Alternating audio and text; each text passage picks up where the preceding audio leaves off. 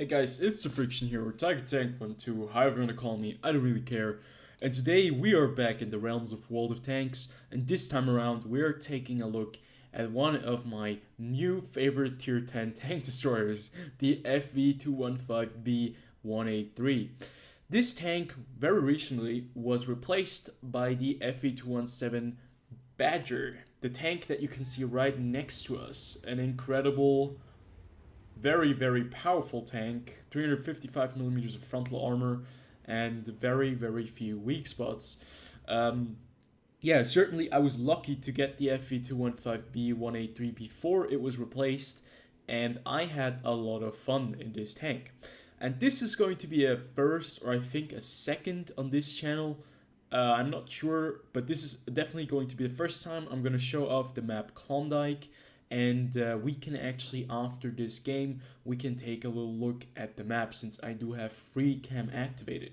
And you saw, if you haven't skipped the first part of the video, you will probably have seen a little kind of a different intro this time around. I'm trying to change things up, and that was also a shot from this game.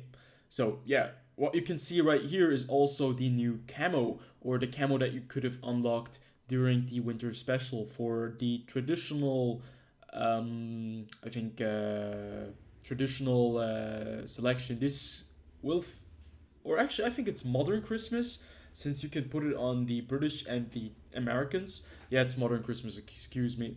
And this camera looks pretty neat in my opinion. I think it's pretty cool looking, but yeah, it's nothing special. It's just a camera that does the 4% bonus. So I think I'm going to stop it real fast here. I know some of you guys don't like it when I stop the video, but still, I think it's important to show this off. We're playing Grand Battle. There are 3 different spawn points for 30 people, so every spawn point gets like 10 people readied up, and there are only tier 10 tanks facing each other. I think you guys have heard about this. If you haven't played World of Tanks in a few years, you probably don't know what this game mode is all about because it's new. And you can see the map Klondike. We can actually real fast just fly up here, and I can show you guys a little bit of the map.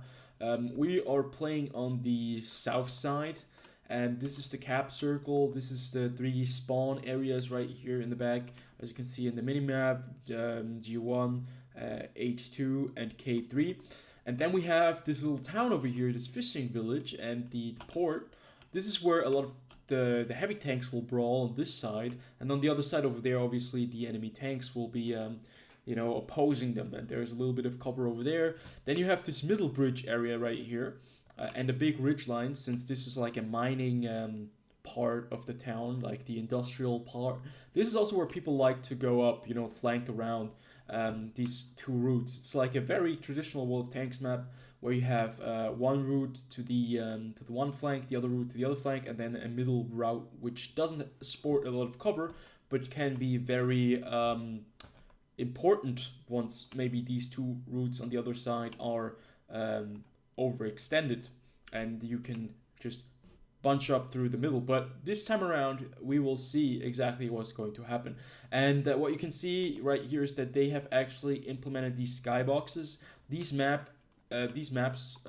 Grand Battle maps yet aren't HD, since the new engine hasn't been released yet. So you still have a little bit of fog where you can't see beyond that, but still, it's a very nice map, and I think it plays fairly nice as well. So that about covers the map.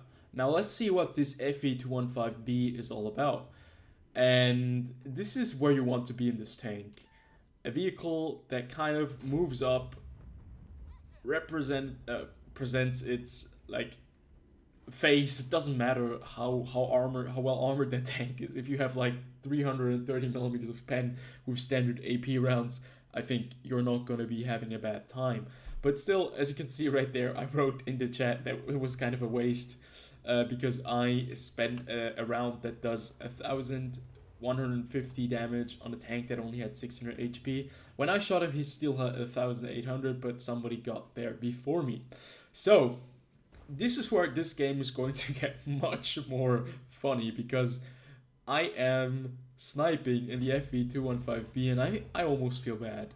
Another AP round, we pen the Grille, of course, that's no big surprise there, but we managed to take him out. 815 HP remaining on that vehicle, and obviously, I mean, if I wouldn't have killed him, that would have been an extremely low roll, and that's what I expected right there. But unfortunately, we don't seem to get these full HP tanks, but what you can see right here is me loading hash rounds.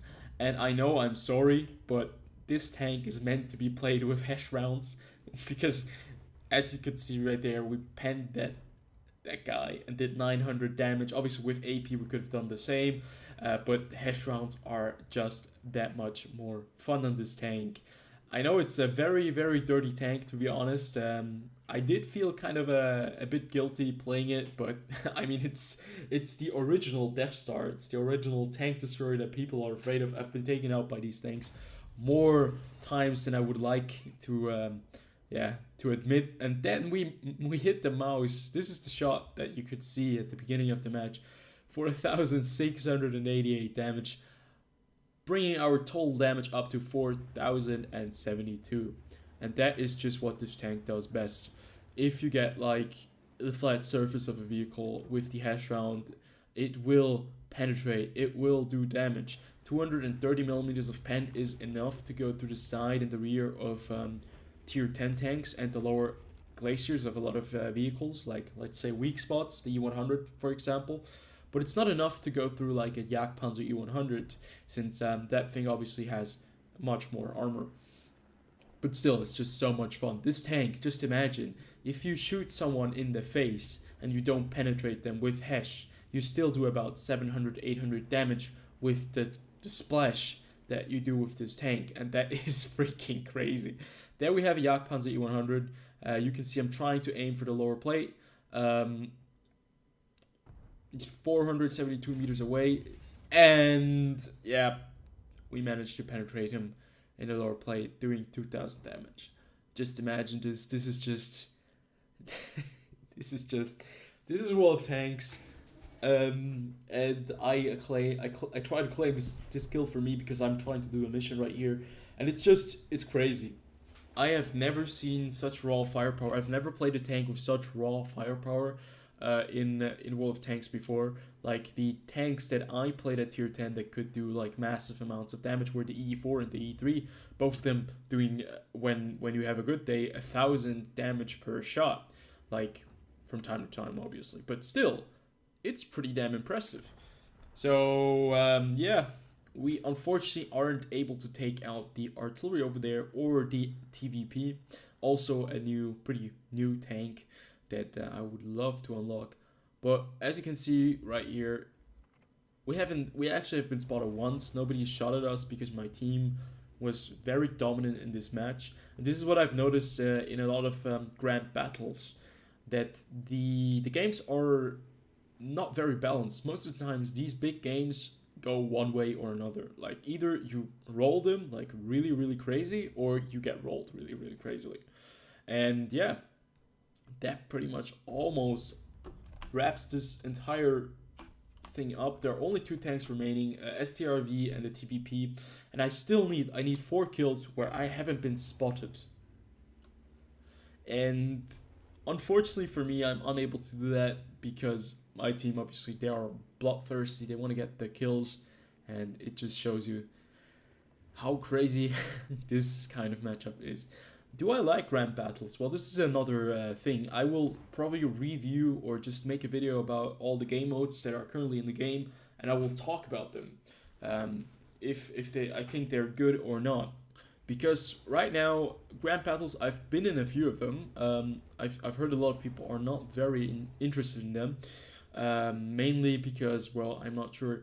It's just on like more tanks on a bigger scale, but nothing game changing, to be honest. It's more damage that you can do. It's more like a bigger map that you can explore and try out. But other than that, I think it's just the same old, a little bit upgraded. But at least this is only my opinion. I would love to hear you guys' opinion. And yeah, as always, I'll try to upload some more stuff Let's get some more gameplay out, because I think the last few weeks have been lacking that gameplay. I've done a lot of Wolf Tank Talks video where I just kind of talk about the changes that are coming, because I think these videos are very important as well, but I think this channel does need those gameplays as well. So I'll see you guys in the next one. Until then, keep on tanking.